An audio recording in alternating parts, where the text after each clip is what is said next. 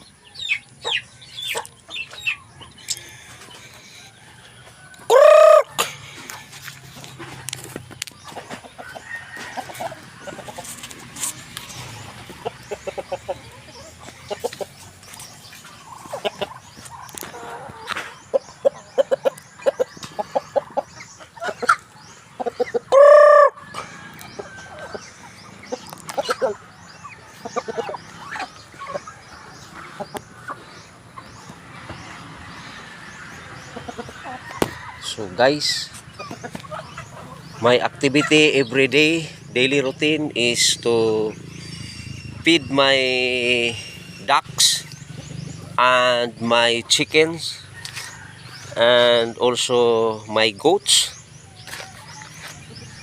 and also my horse.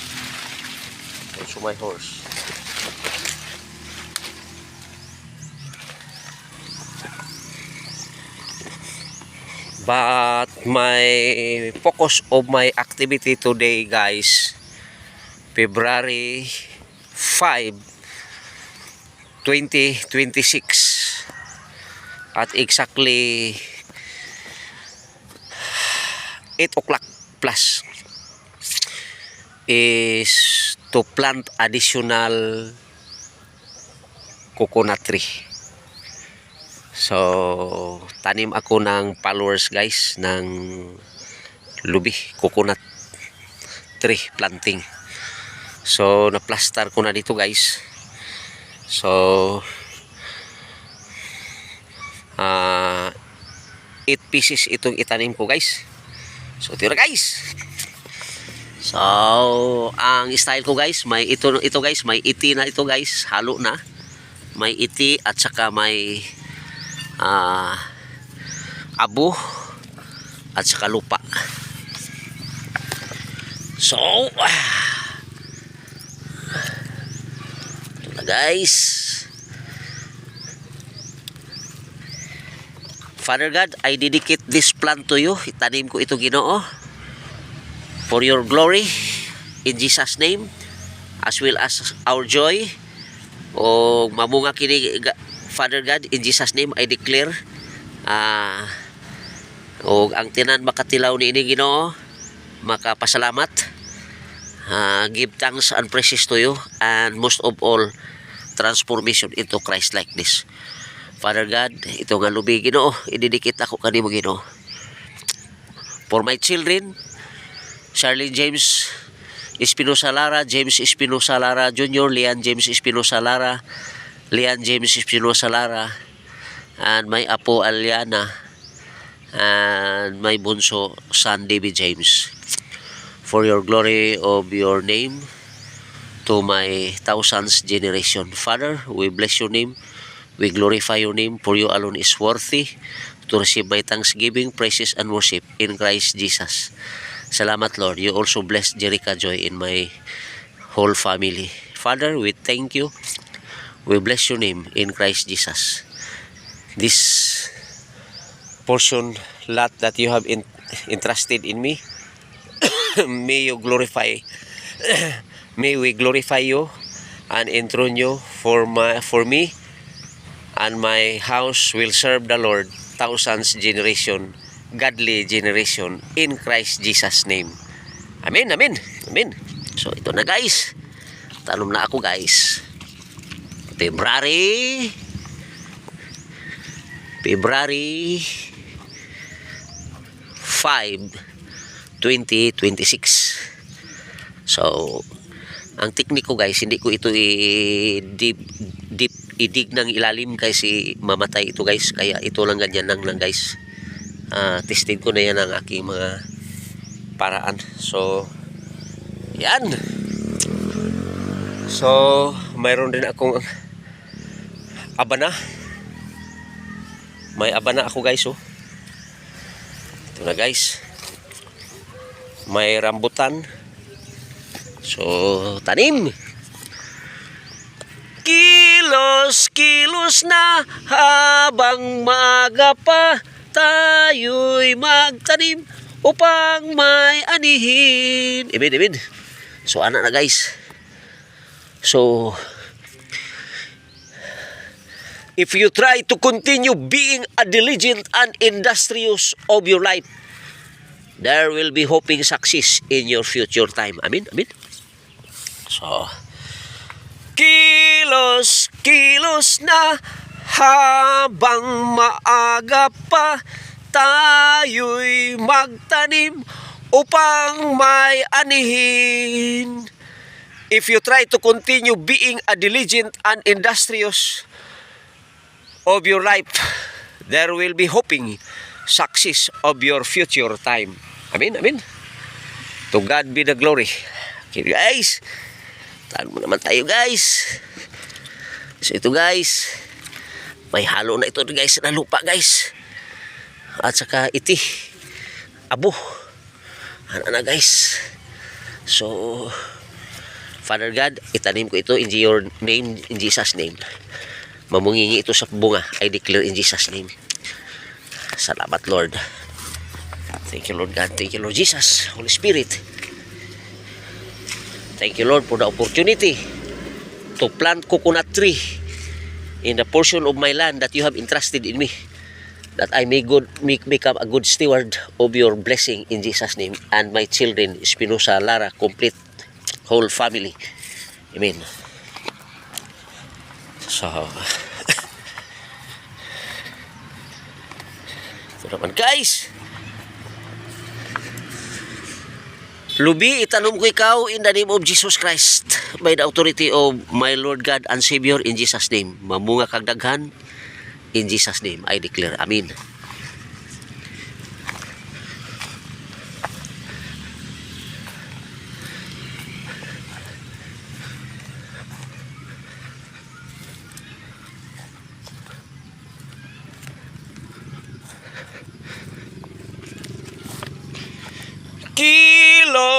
Kilos na habang maaga pa, tayo'y magtanim upang may anihin. Itanom ko ikaw, Lubi, sa ngalan ni Lord Jesus Christ, my Lord God and Savior. Mabuhi ka, mamunga ka og daghan, o may mukang blessing sa akong family, and even my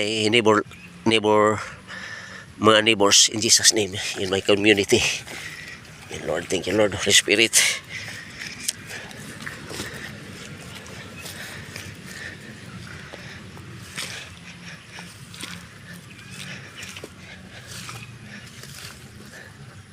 Yan, hindi yan lahat baon. Kailangan ganyan tirada guys. So, 10 years old pa ako guys, tinuruan ako ng aking parents. My first profession is a farmer here in Bukidnon, in my native land. My first profession, because my father is a farmer and I'm also a farmer. And for the favor of God, by the grace of God, I'll become a technicians, multi-skills, electrical, plumbing, welding, aircon, and become a master electrician, registered master electrician, professor of universities, schools and colleges for how many years. Then I become also an engineer and practice my profession as a registered electrical engineer in Davao City, shopping all schools and universities, rendering teaching electrical subjects for how many years. Then my greatest achievement in life is I encountered Jesus Christ as my Lord God and Savior. I'll become a missionary, graduate, pastor or missionary. And thank you guys. I am according to James chapter 1 verse 22. According to James chapter 1 verse 22, be a doer of the word of Christ, not only a listener, because if you are a listener of the word, you are like a man facing the mirror. Then when you move outside of the mirror, you forget everything, even your face, you forget your face. But you become a doer of the word. Amen. So be a doer of the word of Christ. And not only a doer of the word of Christ, but Jesus Christ also said, he who has my commandments and keeps them, it is he who loves me. He who loves me will be loved by my Father, and I will love him and manifest myself to him. Judas Iscariot said to him, Lord, why is it that you manifest yourself to us and not to the world? And Jesus answered to him, if anyone loves me, he will keep my word, and my Father love him, and we will come to him and make our home with him. He who does, take note guys, who does? He who does not love me does not keep my words. And the words which you hear now is not my word, but my Father who sent me. But my word is in my Father's who sent me. Amen. So not only a doer, but also a keeper of your word. And not only a keeper and doer, but also guys, Jesus Christ gave to his disciples a power. Matthew chapter 10 verse 1, Jesus Christ said, I give you power to cast out demons, to clean unclean spirit, and heal all kinds of sickness and diseases. Imagine guys, that is the power that the Lord has given to every individual believers of Christ. So again, do not become only a hearer, but a doer of the word of God and keeper of the word of God, keeper of the word of Christ. And also Jesus Christ give you a power to cast out demons, to clean unclean spirit, and to heal all kinds of sickness and diseases. Amen. So powerful kayo ang Christ believers guys, no? Resist the devil and the devil will flee. James chapter 4 verse 7. Submit to the Lord, resist to the devil, and the devil will flee. Amen. Layas yun na siya guys. So not only doer, not only bearer, not only keeper and bearer of the power of God, but most of all guys, we are the bearer of the authority of Christ. Amen. We are the bearer of the authority of Christ. In Matthew chapter 18 verse 18, Jesus Christ said to his disciples and his believers, he said to them, whatever you bind here on earth will be bound on heaven. And whatever you allow here on earth will be allowed also in heaven. So that is what we call authority, guys, authority. So Jesus Christ also said, go therefore. So commissioning, go therefore, make a disciples of all nations, baptizing them in the name of the Father and of the Son and of the Holy Spirit, and teach them to obey my commandments. Not my Father's commandment, but my commandment. Lo, I will be with you always until the end of time. Amen. Jesus Christ is the same yesterday, today, and forever. Amen. Hebrews chapter 13, verse 8. Jesus Christ is the same yesterday, today, and forever. So guys, I recap. Being a Christ believer, he is a doer of the Word of God. Number 1, he is a doer of the Word of God. Number 2, he is a keeper of the Word of God. He has my commandments and keeps them. It is he who loves me. So, third is bearer of the power of Christ Jesus. Matthew chapter 10, verse 1. Jesus Christ said, I give you power to cast out demons and clean all unclean spirit. Amen. And heal all kinds of sickness and diseases. James chapter 4, verse 7. Submit to Jesus Christ. Submit to the Lord Jesus Christ. Resist the devil and the devil will flee. Amen. And most of all, guys, believers is the bearer of the authority of Christ. Jesus Christ said, I give you power. Jesus Christ said, whatever you bind here on earth will be bound on heaven, and whatever you allow here on earth will be also allowed on heaven. That is what we call authority. And he said, go therefore, make a disciples of all nations, baptize them in the name of the Father and of the Son and of the Holy Spirit.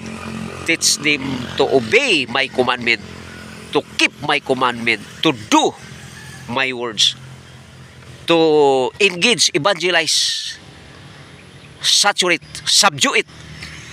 Go therefore. Amen. So mauna guys. So why I am confident to speak this word, guys. Jesus Christ said to Thomas, the maduha-duhaon, guys, the daughter, Thomas, mutuo lang ba di ay ka kay nakakita ka kanako? Apan sultihan ko ikaw, Thomas, bulahan tong wala nakakita kanako, apan mituo kanako. Mao na siya, guys, kita. And in John chapter 16, the prayer of Jesus Christ, ingon siya, guys, nga sa iyang amahan nga, protect also, Lord, my disciples and to those who believe of my word. Amen. So guys, be a true Christian. Be a true Christian. But you cannot become a true Christian, guys, unless you have personal encounter to Christ Jesus. Like Paul. Saulo, nganong gisilutan mo ako? Si Paul, guys, Katoliko kay nang dako, guys. Bag-ong graduate sa doctrine of the Roman Catholic. So pag graduate ya, guys, mara siya og military ba, guys, nga kanang first class military graduate nga isog kay, guys, unya active kayo, energetic kayo. Kinsa man ni si Jesus Christ nga wala man ni sa ako ang gistadihan. Nangayo siya og kuan, guys, nangayo siya og kining permission sa mga pari. Dre, tagay kog permit to persecute, permit to kill all believers of what we call Christ's name. Gilutos niya, guys. to the point nga gipatay niya sa Esteban sa Acts chapter 8 and 9 guys. Tan-awa niya guys, basa niya guys, review giunsa pag encounter ni Paul kay Jesus Christ. Ingon yun si Paul, pamatyo niya ang mga believers, pulverize, erase. But guys, pag uban iyang mga sundalo sakay sa kabayo, abot siya dito sa Damasco, giharangan siya ni Jesus Christ. Silaw kay guys, hayag kay guys, like equal to the sunlight in the noonday. Tindog yang kabayo guys, hulog siya. O niya, nadungog niya ang gisulti nga, Saul, nganong gilutos mo ako? Saulo, nganong gilutos mo ako? Take note guys, kung lutoson nimo ang mga Christians, dili nimo gilutos ang Christian, si Kristo imo gilutos guys. So, nabuta si Saul atong higayon na guys. Pag-abutan niya guys, gisabak siya guys, dala siya dito sa lugar sa balay sa adto nga Damasco nga lugar. Hadlok si Matias guys, nga gisugo ni Lord Jesus Christ guys. So in short guys, without personal encounter, si Saul guys, Saulo, ginganan siya o Paul after he encountered Jesus Christ. So guys, your name guys, what is your name today? That is an earthly name. But if you are called by Christ, that is what we call a spiritual name, which is written in the book of life, Revelation 20 verse 15. Any name that is not found in the book of life of Christ, their destiny is in the lake of fire. But any name that is written in the book of life because of Christ Jesus, accepting Jesus Christ as a personal Lord God and Savior, surrendering your life to Christ, repent and turn away 180 degrees, decided to follow Jesus Christ. I have decided to follow Jesus Christ. Then that is the time that you have a personal encounter of Jesus Christ. O mabago ka guys, at the same time, if anyone is in Christ, he is a new creation. Old things passed away, but behold, new things comes. 2 Corinthians chapter 5 verse 17. So muna guys, nga dili ko manghinambong guys nga my name is in heaven, my citizenship is in heaven. Philippians chapter 3 verse 20. But because of the grace of Christ, but because of Christ, Lord Jesus Christ, musa guys, without encountering Lord Jesus Christ, you may not become a true Christian. Amen. So padayon, lami kay guys, fags o kini nga ang panahon guys, medyo cloudy guys, o lami kay guys. Tanawa ra ko ng dahon sa akong saging guys. Ha. Usa ka panahon ni ana, gipunting ko ang akong mga mata sa akong mga kalubihan, ug samtang ang mga dahon ani nga gipadpad sa hangin nagduyog sa akong kalipay. Amen. Balak po ta guys, no? Mubalak po ta guys. Alright, padayon. Kilos na habang maaga pa tayo'y magtanim upang may anihin. Ano guys? Tanong ta guys para sa atong mga anak guys o sa apo. So this year guys, nana ko'y apo. So kani guys, para sa akong mga anak o tagos pa rin sa akong mga apo. Amen. So, padayon. February 5, 2026. At 9 o'clock na guys. Padayon ta sa atong goal. To plant coconut. So, kini nga lubi guys, pinili po ni guys. Muna paborito nga lubi sa akong anak nga si David James. So kini kay paborito man tamis mo kay guys. Tamis kay guys ba. So muna nga ako gina itanom.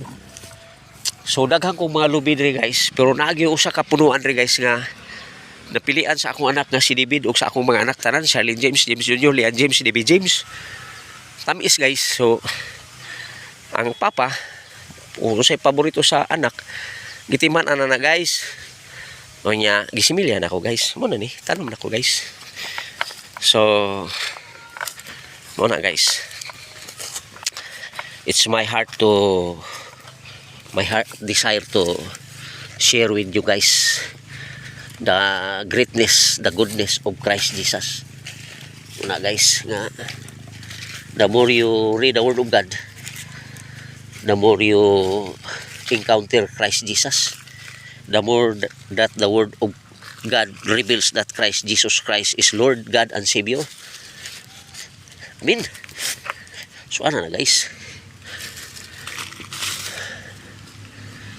So dili na kayo ka magdato ning kalibutan na guys. Kung padatuon ka sa Ginoo, ayos. Pero dili ka padatuon sa Ginoo, ani lang nga kinabuhi, enjoy your life. Oh. Mark chapter 8 verse 46. Ingon siya nga so na guys. Ingon siya guys nga what that a man profit who gain the whole world and yet he loses in heaven. What that a man profit who gain the whole world and yet he loses in heaven. Importante yun guys ang eternal dwelling in the house of the Lord forever. Psalm 23 verse 6 ingon gyud siya ring David, I will dwell in the house of the Lord forever. Sure gyud siya guys nga mupuyo gyud siya sa langit. Sure gyud siya nga mupuyo sa langit. Muna nga ayaw duha-duha guys. Kay Kristo why duha-duha. Ingon siya nga I am the way, the truth, and the life. No one comes to my Father except through me. So muna ayaw gyud duha-duha guys. Kay kung maduha-duhaon ka guys, wala na yung makalupig ni Tomas nga maduha-duhaon. Oh, na. Maribyukan ka ni Lord Jesus Christ. Ingon siya, Tomas. Kay ningon magyud si Tomas nga di ko motuog, di ko kakita ni Jesus Christ nga nabanhaw siya. After resurrection, siya di ko makita, di ko motuog. So, tanawa guys, buwas sa mo istorya lang guys, bisig imo lang kaugaling hunahuna guys. Di pagali mo litok si mong baba guys. Sa imo pa lang hunahuna. Intercept na ni Jesus Christ. Ingon na si Jesus Christ, Tomas, halik doula ako, tanawa niya akong mga buslot sa kamot, sa lansang o sa tiil. Pagtanaw ni Tomas guys, kita niya guys, to see is to believe man siya. Ingon din siya, my Lord and my God. Gidawat na ni Lord Jesus Christ na my Lord and my God. Ang uban guys, di yun sila mo ilang nga si Jesus Christ Lord and God. Oh. Mingon pag yun sila nga kalitan to si Tomas nga my Lord and my God. Dili to guys. Leading to ni Lord nga mo isulti siya my Lord and my God. Ingon na siya nga Tomas, tutukan niya si Tomas. Butuo lang dai ka tungod kay ako nakakita ka kanako. Apan sultihan ko ikaw Tomas. Bulahan tong mga tao nga wala kakita kanako. Apan mituo kanako. Amen. So ang believe guys, lalom na nga istorya guys. Daghan mang mo believe guys nga wala mo sunod. Daghan mang mo believe guys nga wala mag-obey. Daghang mo believe guys nga wa gyud niya kinabuhi. Oh, kinabuhi gyud guys. Una nga in this last days guys, hapit ang rapture guys. Basig mabilin ka sa kalibutan. So, dawat gyud ka ni Lord Jesus Christ, ha? Accept Jesus Christ as your personal Savior, Lord God and Savior. Otherwise, balhog ka sa dagat-dagat ng apoy. Amen. So, Father God, I dedicate this lubi, 8 pieces of trees, coconut trees, for your own glory, as well as our joy. In Christ Jesus' name. Thank you, Lord, for the great harvest. Thank you, Lord. You said, Lord, in Psalm chapter 1, verse 3, You are like a tree planted by the rivers of water that brings forth its fruits in its season, whose leaf shall not wither, and whatever you do will prosper. Amen. Whatever you do will prosper. Ayun, nagkopya-kopya sa lain, guys. Kay dili man ta extra tire. We are created by God in a uniqueness. There no two persons are alike. No two persons are alike. Even the twin. Bisan pagkaluha, guys, dili na sila parehas. Ang ilang tamark ana, guys, dili sila same. Not the same. Their tamark is not the same. Even they are twin, kaluha. So no two persons are alike. Even the twin. So ayo kopya-kopya, guys. Yeah, guys, oy. Kudiguhir na ka, guys, magkopyahay na ka. So pray for the Lord. What is the revelation of the Lord? So ako, guys, uli ko diri, guys. Dili ko mangopya, guys. Mga dato na ako, mga palibot, guys. Nabiyaan ko na akong 40 years, guys. Kay adto kong Davao, pero it's not my trait. I do my best. Do ministry, enlarge the kingdom of Christ Jesus. Kini nga lugar, guys, Kibawi, guys. I dedicate my life to my Lord Christ Jesus. Ingon si Jesus Christ, if you love me, keep my commandments. Basahon ni mo, guys, ang John chapter 14 verse 15. Ingon siya, if you love me, keep my commandment. Wa man siya mingon, guys, nga if you love me, keep the commandment of my Father. Wala yun na, guys. Ingon siya, if you love me, keep my commandments. He who has my commandments and keeps them, it is he who loves me. Pero, guys, ingon yun si Jesus Christ, guys, nga ingon siya, guys, nga do you not know, do you not believe that I am in the Father and the Father in me? The words that I speak to you, I do not speak on my own authority, but my Father's dwells in me. Ngita ka Father, guys, mangita ka o ingon ka nga witness ka sa amahan. Sa pag-witness nimo sa amahan, guys, nga espiritu man na nya si ang amahan nagtago man siya dito kay Kristo, naaman siya kay Kristo. Basago na, guys, ang John chapter 14 verse 10. Do you not believe that I am in the Father and the Father in me? The words that I speak to you, I do not speak with my own authority, but the Father dwells in me. That's the work. The Father dwells in me. That's the work. Amen. Pag abot ni mo dito, guys, basahon ni mo na, guys, ang John chapter 14 verse 20. Ingon siya, that the world may know that I am in the Father and the Father in me. That the world may know that I am in the Father, you in me and I in you. So, guys, grabe kayo invitation, guys, ni Lord Jesus Christ. Si Jesus Christ, God the Father is dwelling in Christ Jesus. Dwelling in Christ Jesus. Dwelling for, not dwelling out, or dwelling on, or dwelling under, but ingon dwelling in Christ Jesus. Kunya, ang nakanais dito, guys, kay 2 Corinthians chapter 5 verse 17, ingon siya, guys, if anyone is in Christ, in Christ, basta logic ni, guys. If anyone is in Christ, he is a new creation. Old things passed away, and behold, new things comes. Colossians chapter 3, guys, basahon ni mo na, guys. Nagkuman si Jesus Christ nga, put to death all your old man. Put to death. Cut off.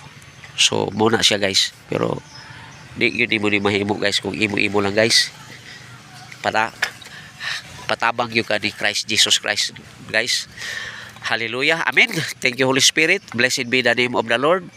Whatever I drink, whatever I eat, and whatever I do it for the glory of God in Christ Jesus. 1 Corinthians chapter 10 verse 31.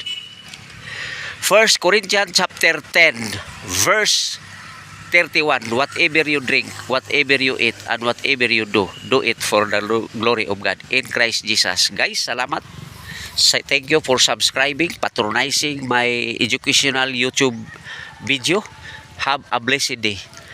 And hoping you guys that you also have a personal encounter of Christ Jesus. Amen. Amen. Amen. Amen. Amen.